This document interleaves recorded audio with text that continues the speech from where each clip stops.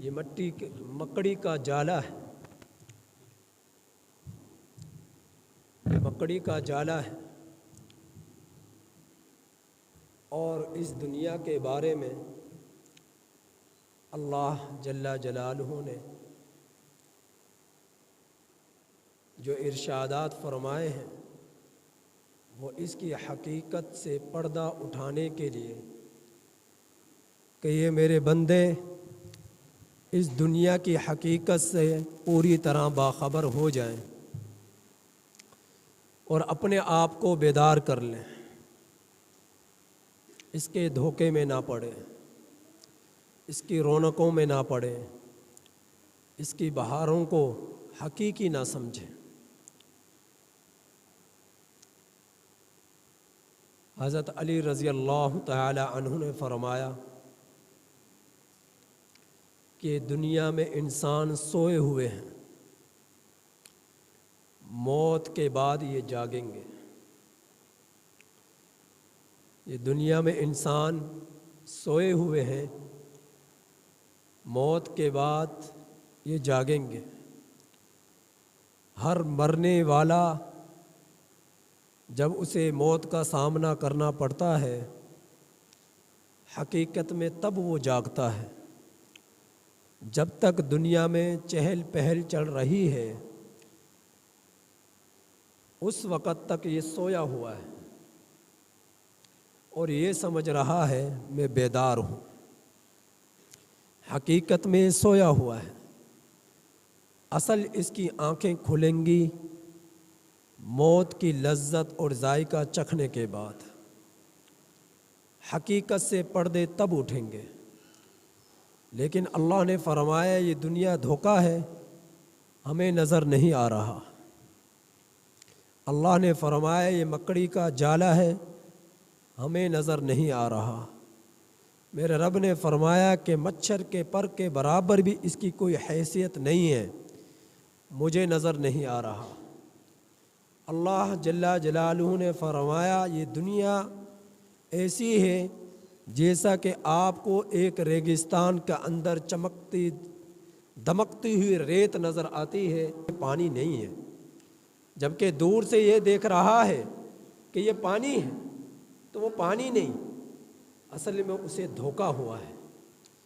تو اللہ کے رسول صلی اللہ علیہ وسلم نے ہمیں بتلایا ہے، قرآن اللہ کے رسول صلی اللہ علیہ وسلم پر اترا ہے اور نبی کریم صلی اللہ علیہ وسلم ہماری طرف بھیجے گئے ہیں، اور نبی کریم صلی اللہ علیہ وسلم سے پہلے 1,24,000 کم و بیش ہماری طرف بھیجے گئے ہیں۔ دنیا والوں کی طرف بھیجے گئے ہیں جنہیں اللہ نے حقیقت دکھلائی ہے اور انہیں یہ حکم دیا اب تم اس حقیقت کو دنیا والوں کو سمجھاؤ، اپنی قوموں کو سمجھاؤ، انہیں بیدار کرو، انہیں کے آنکھوں سے حقیقت کے پردوں کو اٹھاؤ اور انہیں سمجھاؤ یہ دنیا دھوکہ ہے۔ انبیاء اکرام علیہ الصلوۃ والسلام نے آ کر یہ محنتیں کی ہیں اور لوگوں کو بیدار کرنے کی کوشش کی ہے، لیکن لوگ سوئے ہوئے ہیں، بہت کم ہیں جو بیدار ہوئے جنہوں نے اس دنیا کی حقیقت کو سمجھ کر اپنے رب کی عبادت میں جڑے ہیں اور غفلت کی چادروں کو اتارا ہے، آخرت کی فکر کی ہے اور جنت کی تیاری کی ہے، رب کو خوش کرنے کی کوشش کی ہے، ایسے بہت کم ہے۔ ظالم، فاسق، فاجر جو ہے پتھر دل لوگوں سے یہ دنیا بھری ہوئی ہے اور نرم دلوں سے یہ دنیا کمی کا شکار ہے۔ تو نرم دل وہ ہوئے کہ جنہوں نے انبیاء کی باتوں کو مان کر، حقیقت کو سمجھ کر، دھوکے سے واقفیت حاصل کر کر آخرت کی فکر میں جڑے ہیں، رب کی عبادت میں جڑے ہیں۔ تو تمام انبیاء اکرام نے اس پر محنتیں کی ہیں اور اللہ کے رسول صلی اللہ علیہ وسلم کی محنتیں اس پردے کو اٹھانے کے لیے، اس دھوکے سے باخبر کرنے کے لیے، اللہ کے رسول صلی اللہ علیہ وسلم کی محنت اور کاوش تمام انبیاء کرام علیہ الصلوۃ والسلام سے بڑھ کر ہے۔ اور اللہ رب العزت نے اپنے حبیب محمد مصطفیٰ صلی اللہ علیہ وسلم کے بارے میں فرمایا کہ آپ صلی اللہ علیہ وسلم تمام نبیوں کے سردار ہیں۔ فرمایا انا نبی الانبیاء، تمام نبیوں کے نبی ہیں۔ نبی کریم صلی اللہ علیہ وسلم حضرت آدم علیہ الصلوۃ والسلام تشریف لائے، آپ صلی اللہ علیہ وسلم کی نبوت کو تسلیم کیے بغیر ان کی نبوت تکمیل کو نہیں پہنچتی۔ حضرت نوح علیہ الصلوۃ والسلام تشریف لائے، آپ صلی اللہ علیہ وسلم کی نبوت کو تسلیم کیے بغیر ان کی نبوت تکمیل کو نہیں پہنچتی۔ غرض یہ سینکڑوں انبیاء کرام علیہ الصلوۃ والسلام آئے، آپ صلی اللہ علیہ وسلم کی نبوت کے بارے میں اللہ رب العزت نے روز اول ہی بتلا دیا تھا کہ اگر تمہارے درمیان میرا نبی آ جائے تو تم نے اس کی شریعت کو قبول کرنا ہے، اس کی ماتحتی میں زندگی بسر کرنی ہے اور اسے اپنی نبوت کو چھوڑنا ہے، اپنی رسالت کو چھوڑنا ہے اور میری نبی کی رسالت کو، نبوت کو قبول کر کر اور اس کی شریعت کو قبول کر کر تم نے دنیا میں زندگی گزارنی ہے۔ اللہ کے رسول صلی اللہ علیہ وسلم نے فرمایا کل قیامت کے دن اللہ رب العزت مجھے یہ اعزاز عطا فرمائیں گے کہ میرے پاس ایک جھنڈا ہوگا اور میں اس جھنڈے کو پکڑوں گا اور اس جھنڈے کے سائے تلے تمام انبیاء اکرام علیہ الصلوۃ والسلام کی جماعت موجود ہوگی۔ تو اللہ کے رسول صلی اللہ علیہ وسلم کے ہاتھ میں وہ جھنڈا ہوگا۔ تو نبی کریم صلی اللہ علیہ وسلم نے آ کر آپ صلی اللہ علیہ وسلم تشریف لائے، میرے رب نے آپ پر قرآن اتارا۔ مجھے نہیں معلوم تھا کہ یہ کتاب کس کی ہے، مجھے نہیں معلوم تھا تورات کس نے اتاری ہے، مجھے نہیں معلوم تھا انجیل کس نے اتاری ہے، مجھے نہیں معلوم تھا زبور کس کی طرف سے آئی ہے، مجھے نہیں معلوم تھا آدم کون تھا، میں نہیں جانتا کہ نوح علیہ الصلوۃ والسلام کون تھے، میں نہیں جانتا حضرت شیس علیہ الصلوۃ والسلام کون تھے، میں نہیں جانتا حضرت ادریس علیہ الصلوۃ والسلام کون تھے، میں نہیں جانتا حضرت جو ہے موسیٰ کلیم اللہ علیہ الصلوۃ والسلام کون تھے، میں نہیں جانتا حضرت ہارون علیہ الصلوۃ والسلام کون تھے، میں نہیں جانتا حضرت ابراہیم علیہ الصلوۃ والسلام کون تھے، عیسیٰ ذبیح اللہ کون، اسماعیل ذبیح اللہ کون تھے، عیسیٰ روح اللہ کون تھے، میں نہیں جانتا۔ میرے نبی نے آ کر بتلایا کہ آدم علیہ الصلوۃ والسلام اللہ کے رسول تھے، تمام پیغمبروں میں سب سے پہلے تھے۔ میرے نبی نے بتلایا نوح علیہ الصلوۃ والسلام اللہ کے پیغمبر تھے۔ میرے نبی نے بتلایا حضرت عیسیٰ علیہ الصلوۃ والسلام اللہ کے پیغمبر تھے۔ غرض یہ حضرت عیسیٰ علیہ الصلوۃ والسلام تک حضرت آدم سے لے کر جتنے بھی انبیاء کرام علیہ الصلوۃ والسلام تشریف لائے سب کے بارے میں میرے نبی نے بتلایا ہے کہ یہ سب کے سب اللہ کے رسول اور پیغمبر تھے، برحق اللہ کی طرف سے پیغمبر تھے، اور بتلایا ہے ان پر جو کتابیں اتری ہیں چاہے وہ تورات ہو، چاہے زبور ہو، چاہے انجیل ہو، سب میرے رب کی طرف سے اتاری ہوئی کتابیں ہیں۔ اور پھر میرے نبی نے ہی یہ بتلایا ہے یہ قرآن کریم بھی میرے رب کی کتاب ہے اور یہ قرآن کریم بھی میرے رب کی کتاب ہے۔ میرے نبی نے فرمایا اے اللہ تو نے اعزازات عطا فرمائے ہیں، دیگر انبیاء اکرام علیہ الصلوۃ والسلام کو میں نے دیکھا کہ آپ نے حضرت آدم علیہ الصلوۃ والسلام کو آدم علیہ الصلوۃ والسلام کو اعزاز عطا فرمایا کہ وہ صفی اللہ ہے. حضرت اسماعیل علیہ الصلوۃ والسلام کو اعزاز عطا فرمایا تو وہ ذبیح اللہ ہے. حضرت جو ہے اسی طرح پر حضرت عیسیٰ علیہ الصلوۃ والسلام کو یہ اعزاز عطا فرمایا کہ وہ روح اللہ ہے. اور حضرت موسیٰ علیہ الصلوۃ والسلام کو یہ اعزاز عطا فرمایا کہ وہ کلیم اللہ ہے. اور حضرت ابراہیم علیہ الصلوۃ والسلام کو یہ اعزاز عطا فرمایا کہ وہ خلیل اللہ ہے. اے اللہ تو نے مجھے کیا اعزاز عطا فرمایا ہے. میرا رب نے فرمایا اے میرے پیغمبر جو میں نے تجھے اعزاز عطا فرمایا ہے وہ نہ نوح کو ملا، نہ وہ آدم کو ملا، نہ ابراہیم کو ملا، نہ عیسیٰ کو ملا، نہ اسماعیل کو ملا، نہ ہارون کو ملا، نہ موسیٰ کو ملا. جو میں نے آپ کو اعزاز عطا فرمایا ہے وہ اعزاز ایسا ہے قیامت تک نہ کسی کو ملا ہے نہ ملے گا. وہ اعزاز ہے کہ میں نے آپ کا نام اپنے نام کے ساتھ جوڑ دیا، لا الہ الا اللہ محمد الرسول اللہ، کہ جہاں میرا نام ہوگا وہاں پر آپ کا نام ہوگا. آپ کے نام کے بغیر کلمہ مکمل نہیں ہوتا. آپ کے نام کے بغیر کوئی شخص مسلمان کے جو ہے دائرے میں نہیں پہنچتا. آپ کے نام کے بغیر کسی کی شریعت مکمل نہیں ہوتی. آپ کے نام کے بغیر دین مکمل نہیں ہوتا. آپ کے نام کے بغیر ایمان مکمل نہیں ہوتا. تو آپ کے نام کے ساتھ میرا نام جڑا ہے اور قیامت تک یہ جڑے گا. آپ کے بعد کسی نبی نے نہیں آنا، آپ کے بعد کسی کو یہ ایسا اعزاز نہیں ملے گا جو میں نے آپ کو اعزاز عطا فرمایا ہے. تو اللہ رب العزت نے نبی کریم صلی اللہ علیہ وسلم کو ایسا اعزاز عطا فرمایا جو دیگر پیغمبروں کو نہ ملا، دیگر پیغمبروں کو نہ ملا. اللہ کے حبیب نے فرمایا ہے کہ مجھے معراج ہوا. کیسا معراج ہوا؟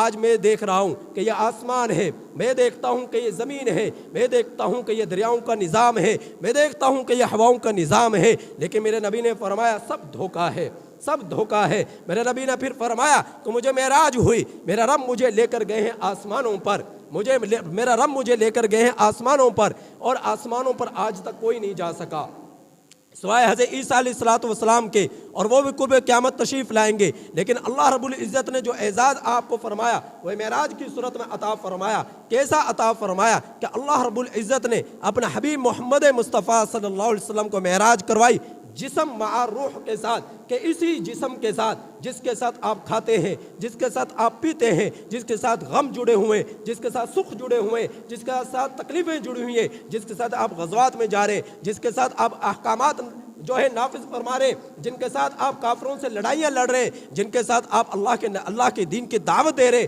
جس کے ساتھ آپ صحابہ کے سامنے ہمہ گفتگو ہو رہے، تو اسی جسم کے ساتھ، اسی روح کے ساتھ اللہ رب العزت نے نبی کریم صلی اللہ علیہ وسلم کو معراج کرائی. پھر کیسا معراج ہوا کہ پیغمبروں کو آپ کے استقبال کے لیے کھڑا کیا، آپ فرشتوں کو آپ کے استقبال کے لیے کھڑا کیا. کیسا کھڑا کیا کہ نبی کریم صلی اللہ علیہ وسلم جب پہلے آسمان پر پہنچتے ہیں تو حضرت آدم علیہ الصلوۃ والسلام پہلے آسمان پر موجود ہے، اور فرشتوں کے ایک جماعت ہے، اور مرحبا مرحبا یا ابن صالح کی آوازیں ہیں کہ یا ابن صالح کی آوازیں ہیں، مرحبا مرحبا نبی صالح کی آوازیں ہیں کہ نیک نبی آ گیا، نیک نبی آ گیا، نیک نبی کا بیٹا آ گیا، مرحبا خوش آمدید ہو. لہذا آدم علیہ الصلوۃ والسلام مرحبا مرحبا کی صدائیں لگا رہے، فرشتوں کی جماعت آدم سے پیچھے ہے، وہ مرحبا مرحبا کی صدائیں لگا رہے. دوسرے آسمان پر جاتے ہیں، کیا دیکھتے ہیں؟ حضرت یحییٰ علیہ الصلوۃ والسلام ہے، حضرت عیسیٰ علیہ الصلوۃ والسلام ہے، مرحبا مرحبا کی صدائیں ہیں. تیسرے آسمان پر پہنچتے ہیں، کیا دیکھتے ہیں کہ حضرت جو ہے ادریس علیہ الصلوۃ والسلام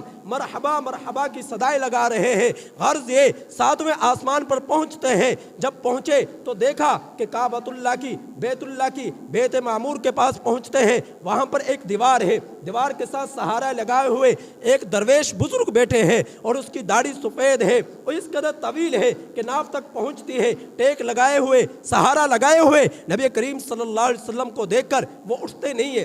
دیگر انبیاء اکرام اٹھے ہیں اور اٹھ کر آپ سے معانقہ کیا ہے، آپ کی پیشانی کو بوسہ دیا ہے، لیکن یہ بزرگ اٹھتے نہیں ہیں. یہ کیا کرتے ہیں؟ نبی کریم صلی اللہ علیہ وسلم اس کے پاس پہنچتے ہیں، جب اس کے قریب جاتے ہیں تو یہ بزرگ اٹھتے ہیں، پھر آپ اس کا پیشانی کو چومتے ہیں اور پھر یہ کہتے ہیں یا ابن صالح، صالح کا بیٹا آ گیا. اب صالح کون ہے؟ حضرت ابراہیم علیہ الصلوۃ والسلام. یہ کون ہے؟ حضرت ابراہیم علیہ الصلوۃ والسلام. حضرت ابراہیم علیہ الصلوۃ والسلام چونکہ بڑے تھے बुजुर्ग थे और हज़रत नबी करीम सल्लल्लाहु अलैहि वसल्लम आपके औलाद में से थे, बेटे थे। तो जो बड़ा बेटे के लिए एजाज़ होता है, ये अज़मत होती है कि बाप के पास चल कर जाए। बाप के लिए एजाज़ नहीं होता कि बेटे के पास चल कर आए, बल्कि बेटे की अज़मत बढ़ती है बाप को अपने पास बुलाने के बजाय, बल्कि बाप के पास जब वो चल कर जाता है, इसमें बेटे की इज़्ज़त है, बेटे की अज़मत है। तो हज़रत इब्राहीम अलैहिस्सलाम नबी करीम सल्लल्लाहु अलैहि वसल्लम जब करीब पहुँचते हैं, फिर आपका मुआनका करते हैं, आपका भरोसा लेते हैं। फिर क्या होता है, फिर आगे पहुँचते हैं, 7वां आसमान है, सिदरतुल मुंतहा है,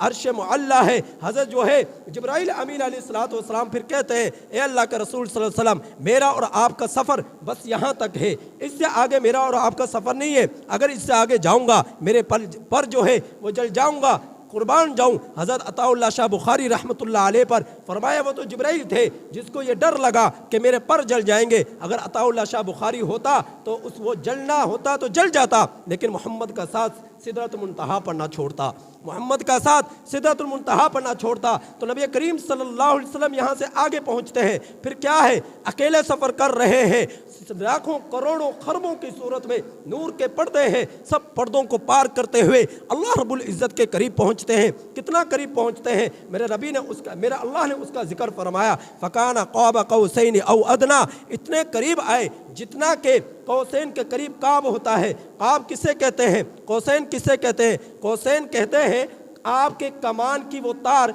जिस पर आप तीर को लगाकर आगे छोड़ते हैं, और कौसे काब कहते हैं उस चीज़ को जो उस कौसैन के दोनों किनारे होते हैं, उसको कहा जाता है काब। तो अल्लाह रब्बुल इज़्ज़त ने फरमाया कि फ़काना क़ाब क़ौसैन औ अदना, अल्लाह रब्बुल इज़्ज़त के हबीब मोहम्मद मुस्तफ़ा सल्लल्लाहु अलैहि वसल्लम तीर के कौसैन के कमान से भी काब से भी ज़्यादा अल्लाह रब्बुल इज़्ज़त के करीब नबी करीम सल्लल्लाहु अलैहि वसल्लम हो गए। इस कदर करीब हुए। अरबों का हाँ ये मुहावरा है, काब और कौसैन जब वो आपस जंगें हुआ करती और जब आपस में कभी सुलह करना चाहते तो सुलह किस अंदाज में करते कि वो पकड़ते उस कमान को, और कमान को पकड़कर उनका जो लीडर होता अमीर होता, फिर दूसरे लश्कर का गुरोह का जो लीडर होता वो अपनी कमान को पकड़ता और दोनों अपनी कमानों को साथ यूं लगा देते। जब आपस में वो जुड़ जाती, आपस में मस हो जाती, फिर समझा जाता कि इनके आपस में अब सुलह हो गई है। तो इस कदर वो आपस में मस हो गई कि दरमियान में कोई खला नहीं रहा। तो नबी करीम सल्लल्लाहु अलैहि वसल्लम अल्लाह रब्बुल इज़्ज़त के इस कदर करीब गए कि दरमियान में कोई खला ना रहा। अब ये पर्दे नूर के हैं कि अगर एक तजल्ली अल्लाह की बहुत पहाड़ पर जो है कोई तूर पर पड़ती है तो वो रेजा रेजा हो जाता है। हज़रत मूसा अलैहिस्सलाम पर तजल्ली को देखते हैं तो 40 दिनों तक होश नहीं आता। एक तजल्ली को हज़रत मूसा अलैहिस्सलाम भी अल्लाह के पैगंबर है लेकिन बर्दाश्त नहीं कर सके, पहाड़ है बर्दाश्त नहीं कर सके। कुर्बान जाऊं मोहम्मद मुस्तफ़ा सल्लल्लाहु अलैहि वसल्लम की ज़ात अक़दस पर कि जब यही मोहम्मद मुस्तफ़ा सल्लल्लाहु अलैहि वसल्लम अल्लाह से हम कलाम होता है, नूर के पर्दों को अबूर करते हुए अल्लाह के करीब पहुँचता है, तो अल्लाह रब्बुल इज़्ज़त आपके ज़ल्फ़ को इस कदर ताकत बख्शते हैं, आपके वजूद को इस कदर ताकत अता फरमा देते हैं कि वो जो है हज़ारों खरबों नूर के पर्दे भी आपका कुछ नहीं बिगाड़ सकते। इतनी ताकत आपके सीने के अंदर परो दी कि नूर के पर्दे आ रहे, आपके सीने में इस कदर वसअत है, उन नूर के पर्दों को हासिल करते जा रहे और अल्लाह रब्बुल इज़्ज़त के करीब पहुंच जाते हैं। तो ये थे मेरे और आपके पैगंबर। तो अल्लाह रब्बुल इज़्ज़त के पैगंबर की बात कभी झूठी नहीं हो सकती। जिस पर यह कुरान उतरा, कुरान झूठा नहीं हो सकता। जिस पर यह कुरान उतरा वो पैगंबर झूठा नहीं हो सकता। जिस पैगंबर पर कुरान आया वो कुरान झूठा नहीं हो सकता। जो लेकर आया वो जिब्राइल झूठा नहीं हो सकता। जिसने भेजा वो खुदा झूठा नहीं हो सकता। तो फिर मैं और आप इस धोखे में क्यों पड़ गए कि दुनिया ही सब कुछ है और मौत के बाद कुछ नहीं। नहीं नहीं, अकल से जिन्होंने बातें मानी है वो धोखे में पड़े हैं। अकल ये कहती है जब इंसान हड्डी हो गया, जब इंसान मट्टी हो गया, जब रेजा रेजा हो गया तो फिर ये कैसे जिंदा हो सकता है, कैसे इसके अंदर रूह आ सकती है, कैसे ये दोबारा चल फिर सकता है। मेरा अल्लाह फरमाता है फ़इन्नमा हिय ज़जरतुन वाहिदा फ़इज़ा हुम बिस्साहिरा फ़इज़ा नुफ़िख़ फ़िस्सूर नफ़ख़तुन वाहिदा। फिर मेरा रब ने फरमाया वइज़ल क़ुबूर बुअसिरत अलिमत नफ़्सुम मा क़द्दमत व अख़रत। अल्लाह रब्बुल इज़्ज़त एक दिन जिंदा करेगा, एक दिन जिंदा करेगा اور پھر بتلائے گا کہ جس دھوکے میں تم پڑ چکے تھے وہ دھوکے کی حقیقت کیا تھی، وہ کچھ نہ تھی، مکھی مچھر کے پر سے بھی زیادہ بے حقیقت ہے یہ دنیا، ریت کے اندر نظر آنے والی پانی کی طرح بے حقیقت ہے یہ دنیا، اور جو ہے دنیا یہ ہے، یہ محض دھوکہ ہے، اس کے سوا کچھ نہیں ہے۔ تو اللہ کے رسول صلی اللہ علیہ وسلم نے اس دھوکے سے ہم لوگوں کو بیدار کیا، لہٰذا تم لوگ اپنے رب کی عبادت میں ایسے جڑ جاؤ کہ اللہ رب العزت کو تم راضی کر اس دنیا سے جاؤ، خوش کر کے دنیا سے جاؤ، کہ اللہ تم سے راضی ہو چکا ہو۔ ایسا نہ ہو کہ دنیا کے دھوکے میں پڑ کر تم غفلت کے پردے اوڑھ کر اس دنیا کے رنگ رنگیلیوں میں تم رنگتے چلے جاؤ، اور موت اس حال میں آئے کہ تم فاسق ہو، موت اس حال میں آئے تم فاجر ہو، موت اس حال میں آئے تم ظالم ہو، موت اس حال میں آئے کہ تم سود خور ہو، موت اس حال میں آئے کہ تم رشوت خور ہو، ایسی حالت میں تمہیں موت نہ آئے۔ تو اللہ رب العزت کا حبیب نے ہمیں ان چیزوں سے آشنا کرایا ہے، ہمیں سمجھایا ہے۔ حضرت ابو ذر غفاری رضی اللہ تعالیٰ عنہ جلیل القدر صحابی ہیں، ایک جب جنگل میں تھے، جنگل میں ہے، بیٹی ہے، بیوی ہے، 3 افراد ہے، جنگل کے اندر موجود ہے، اور جنگل کے اندر جب موجود ہے تو کیا دیکھتے ہیں کہ موت سامنے آ رہی ہے، مرض الموافات کے اندر موجود ہے، دور تک نہ کوئی بستی ہے، نہ کوئی انسان ہے، کوئی چیز نظر نہیں آ رہی۔ بیوی رو رہی کہ میں کیا کروں، آپ کو کفن کون دے گا، آپ کی تدفین کون کرے گا، آپ کو غسل کون دے گا، پریشان ہے۔ فرمایا کیوں روتی ہو؟ فرمایا اس وجہ سے رو رہی ہوں کہ آپ کا جنازہ کون پڑھائے گا، آپ کو کفن کون دے گا، آپ کو غسل کون دے گا، جنازہ کون پڑھے گا۔ حضرت ابو ذر غفاری رضی اللہ تعالیٰ عنہ نے فرمایا کہ گھبراؤ نہ، پریشان نہ ہو، میں آپ کو بتاؤں، میں ایک مرتبہ اللہ کے رسول صلی اللہ علیہ وسلم کی مجلس میں بیٹھا ہوا تھا، اللہ کے رسول صلی اللہ علیہ وسلم نے فرمایا یہ جو جماعت ہے، اس جماعت میں ایک شخص ایسا ہے جب وہ دنیا میں زندگی اکیلا گزارے گا، جب دنیا سے جائے گا تب بھی تنہا ہوگا، جب اٹھے گا تب بھی تنہا ہوگا۔ تو فرمایا میں نے دیکھا اس مجلس میں موجود جتنے بھی لوگ تھے، شہروں میں، بستیوں میں، دیہاتوں میں، وہ سب کے سب مر چکے ہیں، میں اکیلا ہوں۔ اب میرے نبی وہ سچا نہیں، وہ جھوٹا نہیں ہو سکتا، اس کی بات جھوٹی نہیں ہو سکتی، اس کی بات سچی ہے، میں سمجھ چکا وہ میں ہی ہوں جس کے جماعت جو ہے مسلمانوں کے ایک جماعت جس کا جنازہ پڑے گی۔ پھر فرمایا اے تو جا اور راستے میں جا کر بیٹھ کر دیکھ، کوئی نہ کوئی شخص آ رہا ہوگا۔ بیوی جاتی ہے، راستے پر بیٹھتی ہے، بیٹی کو یہ کہتے ہیں کہ آپ بکری ذبح کریں اور کھانا بنائے۔ تو پھر دیکھا 1 دن گزر گیا، 2 دن گزر گیا، 3 دن گزر گئے، تیسرے دن دیکھا دور سے ایک قافلہ آ رہا ہے، غبار اڑاتا ہوا جب وہ قریب پہنچا دیکھا ایک خاتون ہے، اشارے پر آئے کہ جنگل میں کیا کر رہی ہے، وہ دیکھا کہ حضرت عبداللہ بن مسعود رضی اللہ تعالیٰ عنہ ہے، اور پھر حضرت عبداللہ بن مسعود رضی اللہ تعالیٰ عنہ نے جب دیکھا پوچھا کون ہے، فرمایا ابو ذر غفاری رضی اللہ تعالیٰ نے۔ فرمایا کہ کس قدر ہم خوش نصیب ہیں، ابو ذر غفاری ہے، چہرے پر مسکراہٹ ہے، اور پھر ان کی وفات ہو جاتی ہے، اور وہاں پر ان کا جنازہ یہ 20 اونٹوں پر سوار قافلہ جو ہے جنازہ پڑھتا ہے، حضرت عبداللہ بن مسعود رضی اللہ تعالیٰ عنہ اس کا جنازہ پڑھاتے ہیں۔ تو آپ اندازہ کیجئے اللہ کے رسول صلی اللہ علیہ وسلم کی بات سچی ہے، آپ کے فرمان جھوٹے نہیں ہو سکتے۔ تو اسی پیغمبر کی وساطت سے اللہ رب العزت نے بتلایا ہے کہ جو قرآن تمہیں طرف اتارا گیا ہے اس میں تمہیں حقیقت بتلائی گئی ہے کہ وَمَا الْحَيَاةُ الدُّنْيَا إِلَّا مَتَاعُ الْغُرُورِ، یہ دنیا دھوکہ ہے، لہٰذا اس سے اپنی غفلت کی چادر کو اتارو اور اللہ کی عبادت میں جوڑو۔ اللہ تعالیٰ عمل کی توفیق عطا فرمائے۔ سنتوں کا